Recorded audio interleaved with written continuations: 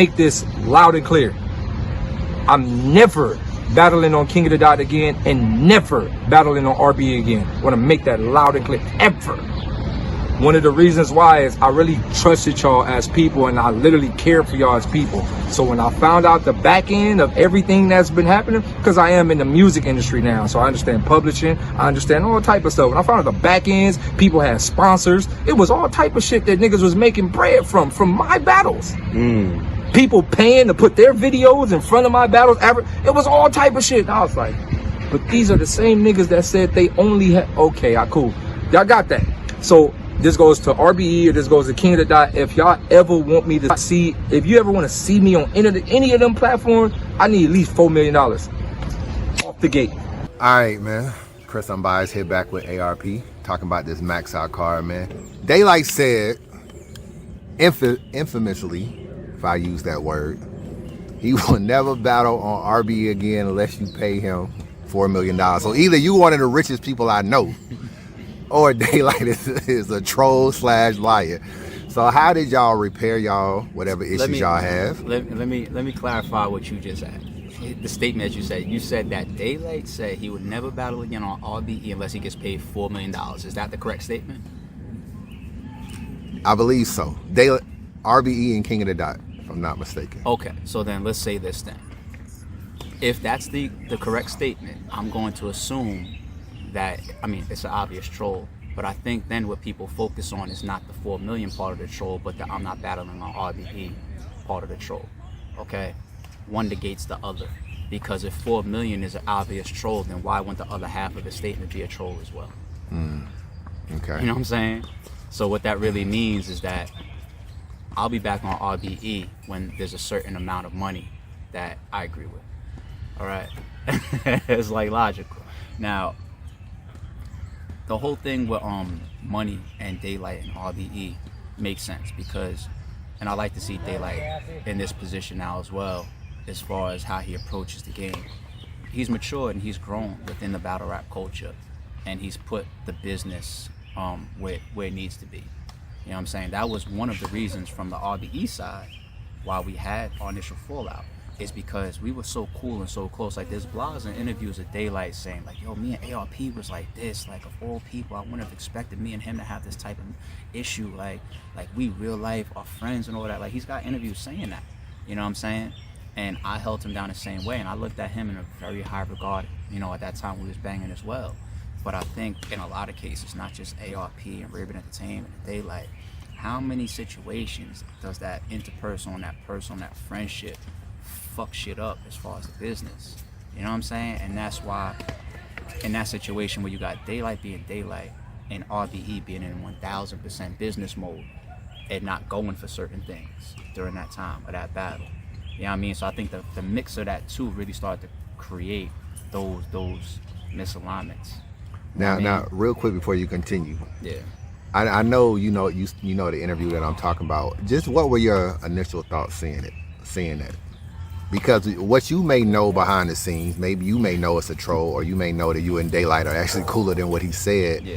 The fans will perceive it, you know, because sometimes you read the comments and like, yeah, you know, RBE was taking advantage of Daylyt and King of the Dot.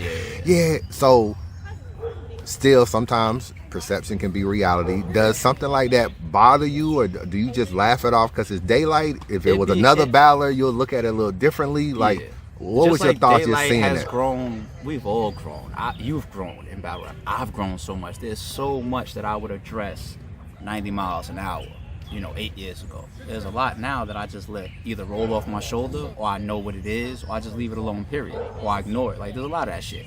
And I know niggas hit you like, yo, check this out, sending you the video. They didn't even have to send it. I'm not one of those guys that does the whole like, yeah, I didn't see it, you know, niggas told me about it, or somebody DM'd me, or somebody said it to me, or whatever. There's a lot of shit I just see on my fucking own. I've been hating when people do that fake ass shit, like somebody tweeted this to me, or I heard. First of all, motherfuckers say that, yo, I heard, so if you only heard and you ain't go see with your own eyes and listen with your own ears, then you possibly not even reacting the right way. Stupid. But anyway, no, I seen it myself. I click play myself on purpose, all right? Because that shit came out. And I'm just like, that's Daylyt being Daylyt.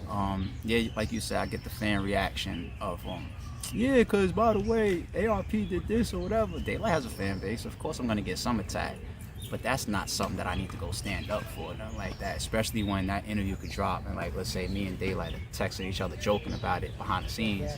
You know what I'm saying? So it's just like, you know, that right there doesn't become damaging to RBE. If you notice, I tend to really respond to things that either damage me or damage RBE. That's not a damaging thing. Like, I could laugh off people saying, yeah, ARP, like, you're the reason this battle didn't happen or whatever, blah, blah, blah.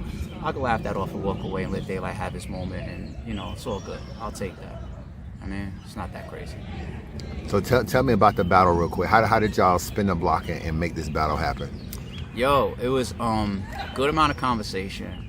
Some people may not know, but it wasn't like me and Daylyt just got on the phone and was like, yo, King Los. And this is not to take anything away from King Los, because I'm going to get to the King Los side. But me and Daylyt was talking about a bunch of other matchups for quite some time. Can we talk about one? I'll give you one. Publicly? I'll give you one that came up. Is it going to be Sway? Yeah. Okay, so, okay. Yeah. You must have heard something. No, me and Sway was talking. Yeah, there was definitely other options that we spoke about for Daylyt. A lot of them I don't want to put out there because I think that they're going to happen or can happen. I'll give you one though. Swave, shout out to my nigga Swave. We thought the timing of that could be cool. A return to Daylyt. Swave coming off of a great battle versus Prep. Swave being my guy, you know, first main event on RBE versus Rosenberg Raw. You know what I'm saying? We haven't had Swave on in a while, so, you know, I would have loved to see that as well. And they got their little history, you know what I'm saying? Like, everybody knows a little history between Swave and Daylyt. So we thought that would have been cool, little fun thing to maybe try out. But that didn't work out because the King Los thing picked up. And like I said, the Swave discussion was becoming an option in case, like, the King Los thing didn't work out. And a lot of league owners do that, to be honest to the battlers. Like, you can't put all your eggs in one basket while you're formulating a card, because battles fall in and out at fucking light speed.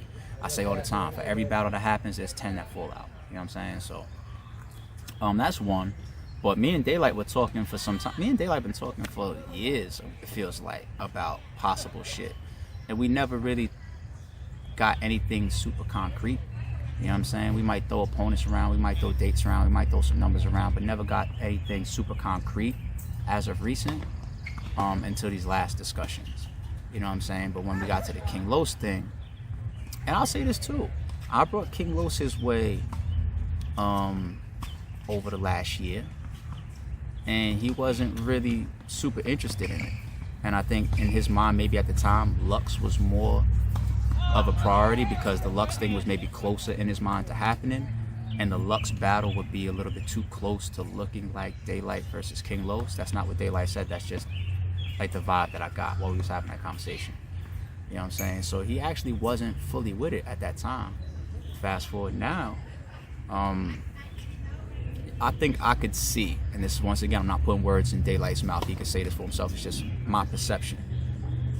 I could see Daylyt feeling like I'm waiting too long for certain things. Could be Lux. You know what I'm saying? That doesn't mean that it's Lux's fault, but maybe it could be that battle finally happening and being put together and having a date on it and shit. And Daylight's been sitting out. You know what I'm saying? He's got a huge battle rap following, people that want to see him. Battle rap financially is at a real great place. He's missing out on bags. You know, I'm pretty sure King of the Dot has ideas for him. URL has ideas for him. Here goes ARP texting him like, yo, want to make this amount of money for this type of opponent. Sooner or later, that man's going to make a decision like, you know what, let me get back in the ring. And then we double back with that idea, like, if we can bring this battle back, fans should love it. Because we remember how they felt about it in 2018. Like, this is going to be like a godly ball for ball type of matchup. It could be one of the best lyrical battles that we've seen in years. They have the ability, I don't want to sound like I'm hyping it, to say it could be the best ball for ball battle of all time. I don't want to sound like I'm hyping it because I'm a league owner. You know what I'm saying? But look at Daylight's lyrical talent. Look at King Los's lyrical talent. I think everybody knows that the possibility is there. It just depends on what they write now. They have the ability. You know what I'm saying? So they love it for that reason. They love the matchup. They love the history of it. Now it's a bigger battle. It's on a bigger platform.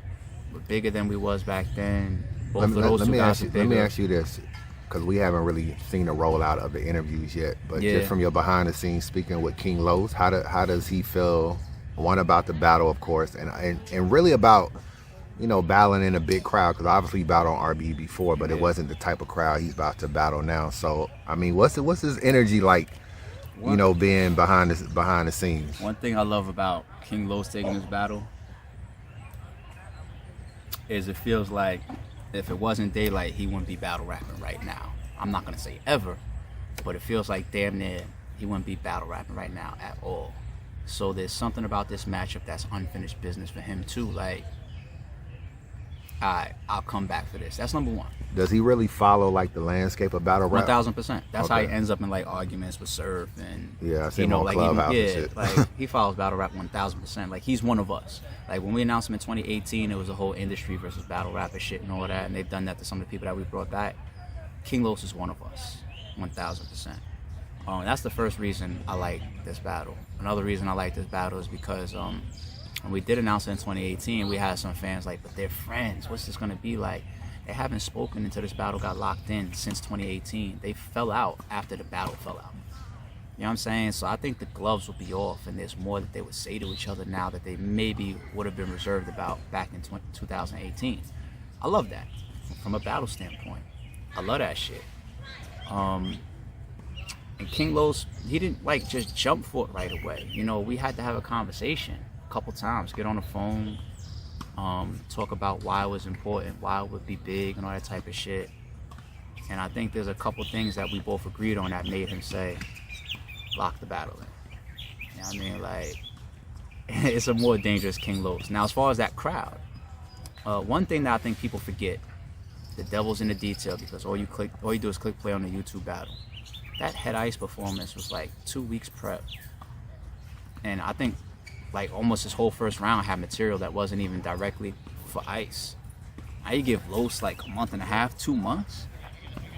You know what I'm saying? Like, considering what he already had for Daylyt too, and then his new shit and new energies and feeling towards Light and whatnot. That was 10% of what King Los can do on a battle rap stage. 10%. And as far as the crowd answer, I listen to Los the same way I listen to Jag.